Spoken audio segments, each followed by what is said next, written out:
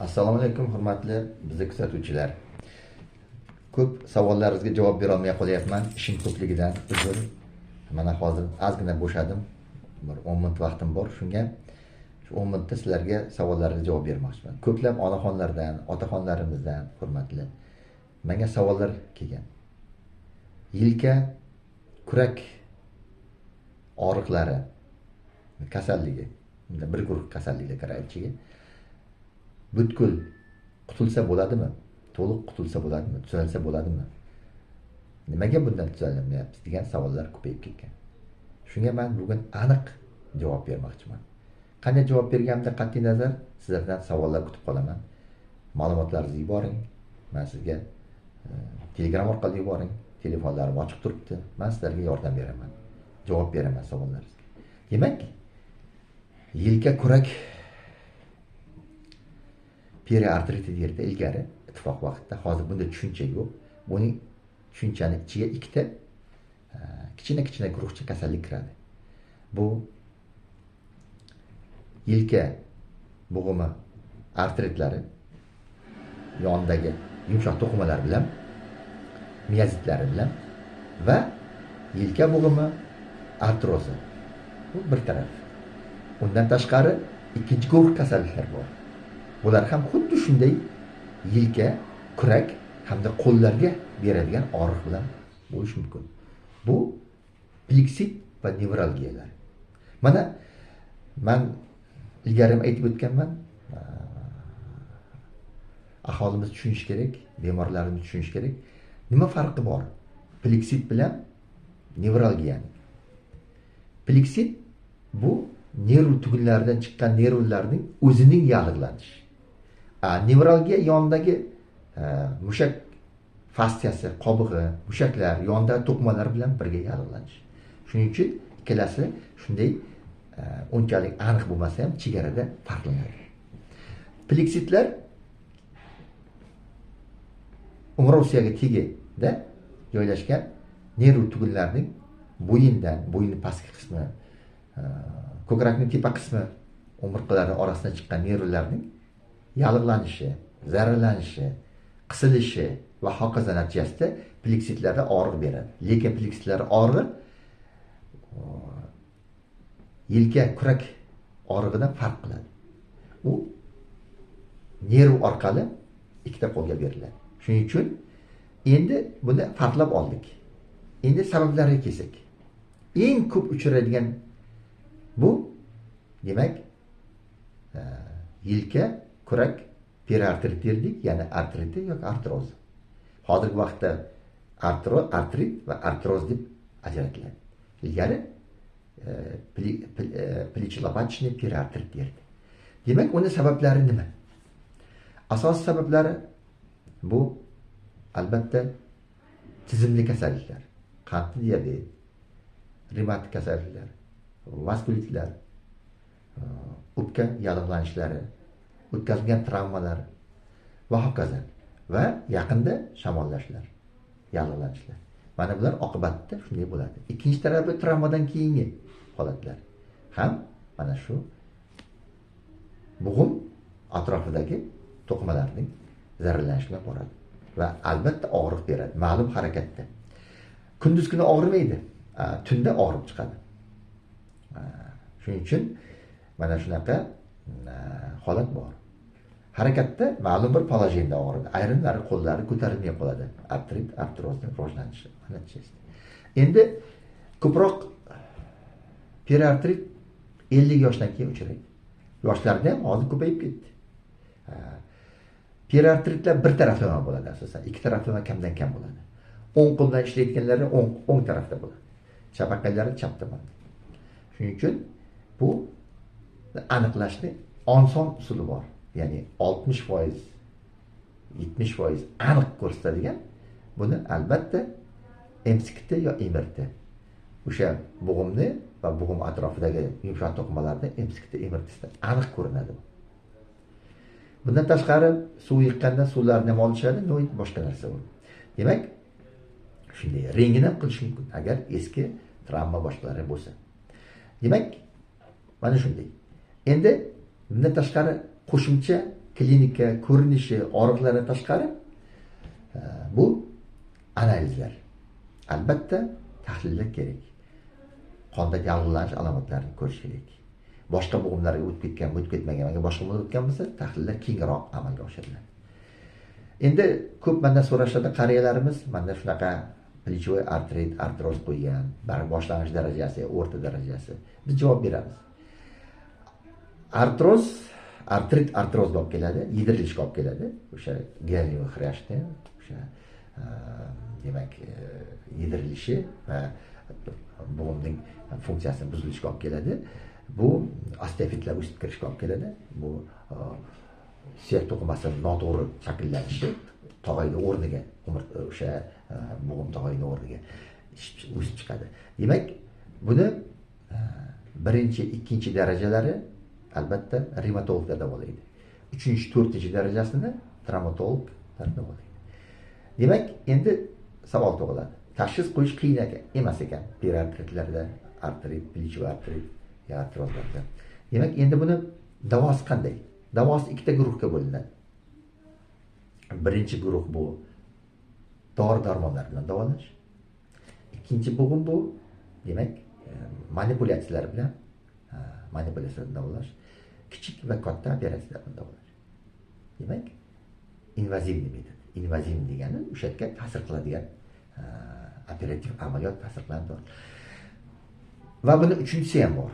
Bu uchinchisi, demak, immobilizatsiya, bo'g'imning harakatini cheklash va fizioterapiya. Fizioterapiya berishdan oldin albatta revmatolog va travmatologning demak tavsiyalari kerak. Fizioterapiyaga yo'llanmasi kerak. Hal qilish kerak. Revmatolog va travmatolog hal qiladi. Periartrit, yelka, kurak yallig'lanishi, og'riqlarini travmatolog yoki revmatolog. Demak, endi dorilar bilan davolash. Dorilar bilan davolashda albatta ko'proq revmatologga beradi. Bunda kasallik darajasi, bo'g'imning ichiga suv yiqqanmi, infiltratlari bormi, kistasi bormi, yedirilish bormi, bo'g'im sirtining, mana bundan kelib chiqadi.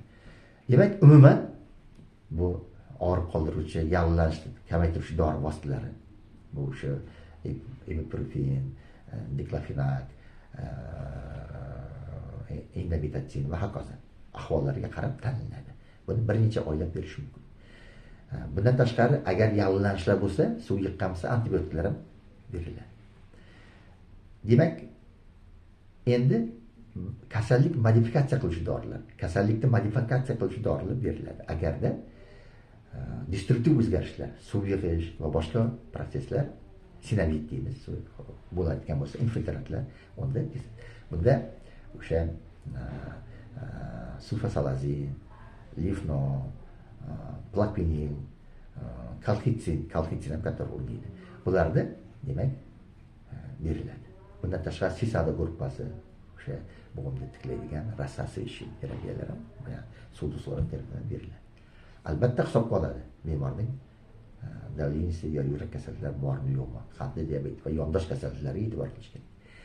Endi operativ davo yoki invaziv davolar. Invaziv davolar ham kichik invaziv, katta invaziv bundan. Kichik invaziv davolar bu albatta bo'g'imda o'sha suyuqlikni yallig'lanish suvini olib tashlash, ichiga dori yuborish, bu travmatologlar qiladi. Bundan tashqari artroskop degan hozir artroskopik operatsiyalar chiqqan. Bo'g'imni ochmaydi, kichkina teshikdan kirib, demak, og'riqsizlantirib kirib, infiltrat, parchalangan narsalar, harakatga xalaqit qilayotgan meniskga o'xshagan vaspolitiniy infiltratlarni, qaymalarni olib tashlaydi. Olib tashlab tiklaydi va dori-darmon yuboradi. Va bundan tashqari aniq tashxis qo'yishga ham artroskop yordam qiladi. Bu kichik invaziv. Katta invaziv albatta bo'g'imda har xil katta operatsiyalar qilish, tiklash, almashtirish, qisman to'liq va hokazo. Bularni travmatologlar qiladi. Demak, bu masala hal bo'ldi. Shuning uchun avvalambor yelka, kurak og'riqlarida aniq tashxis qo'yilishi kerak. Buning uchun revmatolog kerak bo'lsa, travmatologga yuboradi. Tahlil tekshirishlardan o'tib, aniq tashxis qo'yilishi kerak, hurmatli otaxonlar, onaxonlar. Marhamat, murojaat qiling.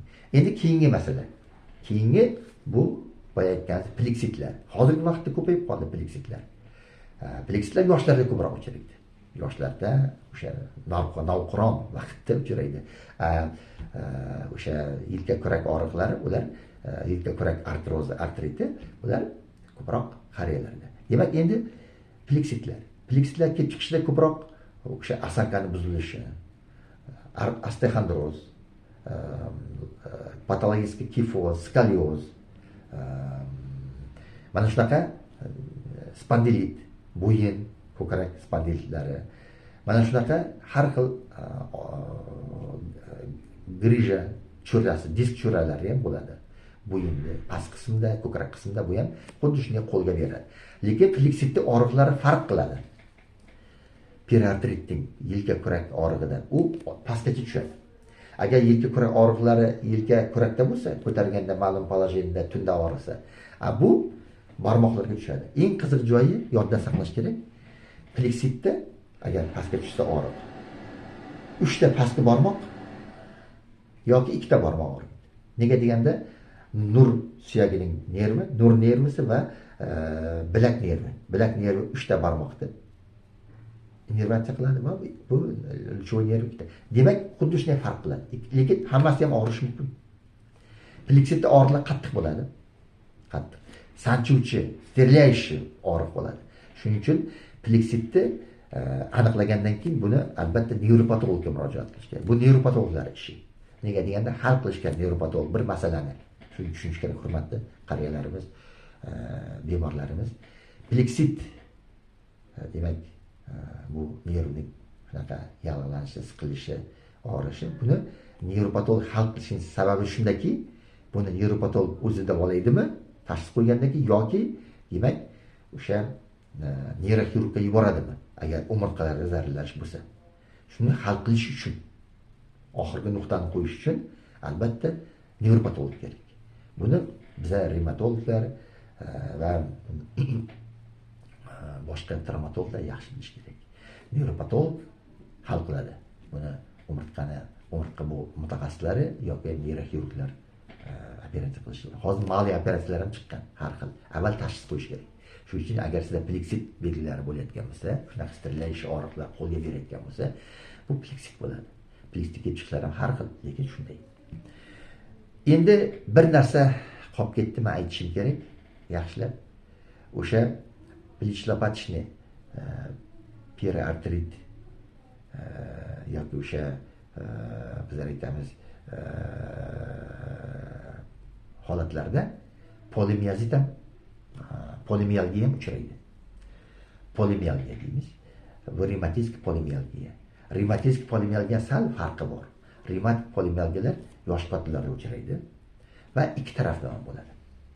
Mana pleksit, plech-lopatchniy artritlar bir tarafdan, bu ikki tarafdan ham bo'ladi.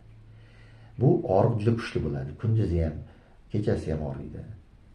Harakatni ko'paytirganda sal kamayganda bo'lishi mumkin. Bormi, qo'lni ko'tara olmaydi bunda. Umuman qo'lni ko'tara olmaydi. Qo'lni ko'tarsa og'riydi. O'sha og'riq imенно yelka qismida bo'ladi. Ikki tarafdan bo'ladi. Bir tomonda kuchliroq, bir tomonda kamroq. Buni bizlar polimiyalgiya, revmatik polimiyalgiya deymiz. Bu sal chuqurroq kasallik. Ya'ni autoimmun, mahalliy autoimmun, yallig'lanish kasalligi. Ya'ni bo'g'im atrofida yumshoq to'qimalari muskullarga hujum bo'lyapti. Ya'ni organizm ataka qilyapti. Har xil infeksiyadan keyin bu boshlanadi. Qattiq infeksiyalardan keyin boshlanadi. Yengillardan emas. Masalan, pnevmoniyadan keyin, og'ir bronxitdan keyin, og'ir garmaritdan keyin, og'ir har xil infeksion yallig'lanishlardan keyin, tanzlikdan keyin boshlanishi mumkin. Buni qariyalarimizda bir narsani farq qilish kerak.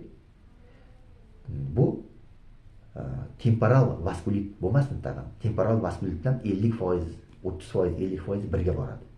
Ya'ni uyqu arteriyasidan ajralgan demak visochniy arteriya bor. Shuni yallig'lanish bilan boradigan kasallik bor, Xorton kasalligi. Unda bir tomon og'riydi, ko'z bilan bosh bir tomon og'riydi va qo'l yelka og'riydi, ikki tomondan. Shunda bir tomondan ya ikki tomondan birdan o'sha Xorton kasalligi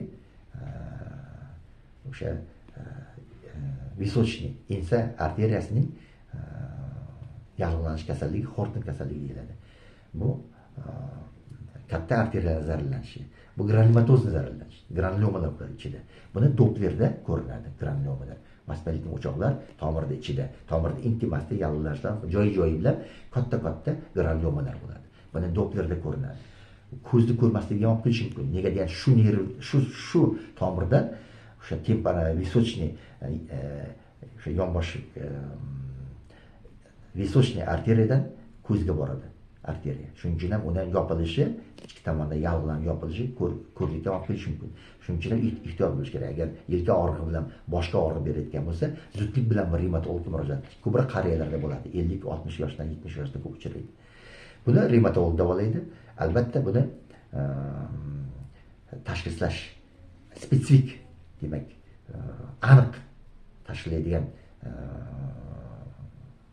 tekshirishi bor.